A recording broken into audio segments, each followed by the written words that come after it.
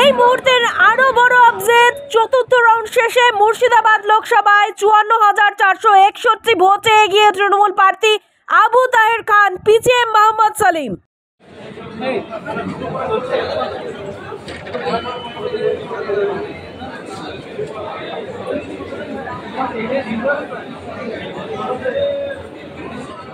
কান্দি আলো international social welfare সোসাইটির পরিচালনায় ইন্টারন্যাশনাল আলো ফাউন্ডেশনের উদ্যোগে আলো স্বনির্ভর গোষ্ঠীর তত্ত্বাবধানে আপনাদের জন্য নিয়ে এসেছে রান্নাঘর।